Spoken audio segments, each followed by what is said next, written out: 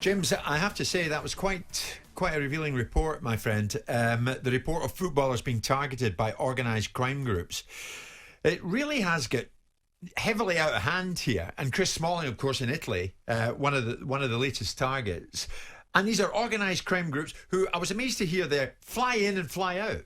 It's quite incredible that the criminals that we're dealing with, and we have learnt that these are highly sophisticated criminal gangs from Eastern Europe, providing physical and now also a more of a increased cyber threat, which we'll hear in years to come. That's becoming more and more of a threat. But there's also the threat when it comes to those within the UK as well. To recap what we've learned, we learned that there's been a huge spike in Premier League stars employing dog units, personal protection, safe rooms and panic alarms in light of the increased threat to their safety. And we've learnt that players are spending as much as £30,000 a month to keep themselves, their families and their property safe. And we heard from that intelligence expert, Alex Bomberg, who warns that a player or family member will be killed if personal security measures are not ramped up. And despite some of these warnings, some high-profile stars and their clubs don't have any security measures in place. And these industry experts have warned us that Premier League clubs have a duty of care, which I know is a contentious issue, to their players,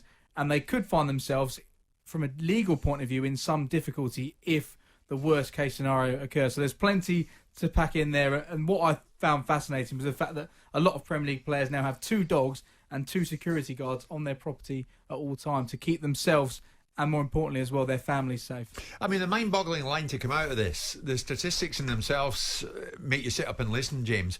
But a top player, Simon, could be in his own property, wherever that is, at the wrong time, meet the wrong individuals, and could be murdered. Yes, and so can very wealthy people in every walk of life. So can movie stars, so can entrepreneurs, so can football club owners, because I've had it done to me in Spain. And so can football club owners in London. What happened with that in Spain? Well, we got there was an Albanian gang of people running around, robbing houses, chaining people to their radiators. I think they killed one particular woman in a house and robbed their house. Myself and my partner at the time were gassed and the house was robbed. 2 weeks later, they came back and did it again. And I woke up and I saw them there. They stole 2 cars off the drive and pointed a gun at me. I got mugged in London 2-3 years ago, as you know. Guy stopped me with my father, put a gun in my face. And, after me resisting, I eventually acquiesced to handing over a watch. The challenge I have is the clubs. I do accept the fact that we've elevated footballers now to a new status that's relatively new because of the wealth in the game, because of the scale of finances that's not prepared them. The clubs, I think, have a responsibility to make players aware of the security arrangements that can be made.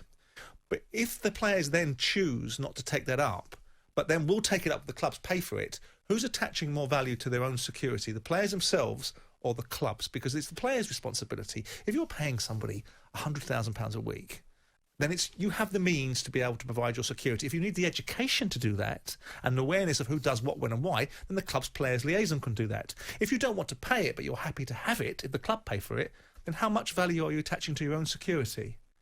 So I try to find the balance between what's happening in this new generation and also this culture that we do have to remind ourselves of, that there's an Instagram culture with footballers that are, I'm not suggesting that anything anyone does invites anybody to do anything to you. But I'm also saying you also have to be mindful of the way that you push yourself out there and the images that you put out of the cars, the boats, the planes, the watches. I'm the last person to victim shame, but it does worry me, and I don't understand, and maybe I missed the point, James, and maybe you can educate me. How has it become a legal challenge for a club to have an employee that they pay enormous amounts of money to, and something happens to that employee? Why would that be a legal challenge to the employer? The argument that these security experts have is that these players are actually assets to the company, and whereby they should be protecting these players. So whether or not you went to a court and you found a player, if a player was killed or a family member was killed, whether the club was liable or not, I'm not sure. But there is certainly an argument that could be had there. And when you mentioned there about social media, I think that is the biggest concern, really. And the sad concern, really, is that we want these Premier League players, we want these stars to be close to us. We want to feel like we have a connection with them, and they feel like having social media platforms, even though we've learnt in recent days that some of these players don't even use the social media platforms themselves. There's somebody managing them, but they feel that they can create that connection with the fans by having this social media presence. However, they are opening themselves up because of what they're putting on there. As one expert told me, it's pretty much giving a criminal a map to what is in your house, where your house is, and what they can go and take from as happened with Dele Alli, as we remember when he was broken into in that part of London.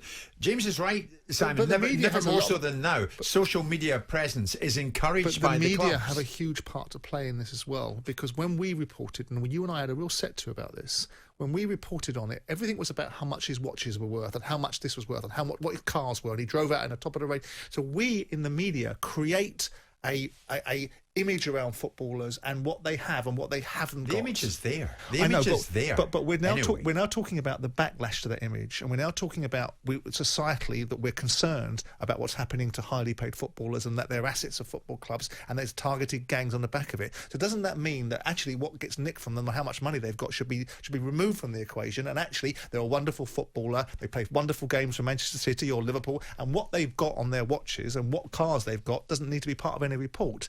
You know, we've all got to look at this scenario, but I do believe that if this is Simon, wait a second. One of the first thing any reporter worth his salt, broadcast or doesn't make it print, right, Jim. will ask is so-and-so was robbed. that doesn't- First question, what was taken? But that doesn't make it right. What was taken? Because when I sat here with you and we talked about Dele Alli, we talked about the 50 grand. I'm not quite sure how you got a 50 grand Range Rover, because you can't get one for 50 grand. But a Range Rover for 50 grand, you said, and watches that are worth 100 grand. What relevance is that to the fact that the guy was robbed at knife point? Because Listen, that highlights the it's point. extremely relevant to the No, report. it's They're being to a targeted style of because journalism. these guys are known for their wealth. They're known for their wealth. The gangs pinpoint where they live, and they make their move, knowing that if they go in there, there's an Aladdin's cave, there's more than likely an Aladdin's cave of goods waiting to be pinched. What you're saying, James, is this trend has got to stop, and the players or the clubs or both have got to make a move here. Prevention is better than cure. I think you're right, and I've spoken to a few clubs while we've been on now, and they've said that it's opened their eyes, and I hope that is the case, because I've learnt of some security experts that have gone into clubs and said, here's what we can do for your players, here's what we can do to keep the players, their families safe, and some of the owners safe as well. And they've almost been laughed out of the door because of the numbers they've been talking in terms of the finances, in terms of the measures, which a lot of people would think would be going too far. But when you look at things like safe rooms and panic alert systems, I think you're getting to a stage where a lot of these high-profile stars, not all of them need it, because actually you've got the billionaires who probably need less security than these Premier League footballers, because a lot of these billionaires keep themselves to themselves. But because of the nature of being a Premier League footballer, because of the nature of being somebody who wants to boost your own brand, which they have been doing on social media as well, it does mean that you are, without wanting to be, you are becoming more of a target. And one thing I thought was fascinating, which we learnt at the top there from Simon Roberts, who's involved with Security Alert UK, and they look after Matchroom Boxing and they look after a Premier League club as well. They said that for every 5 stories that make the media when it comes to attempted threats, attempted attacks, there's 100 which go unreported. So this clearly is a huge issue, and it is something which, hopefully, listening to something like this, that people will start taking seriously, because it clearly is an issue.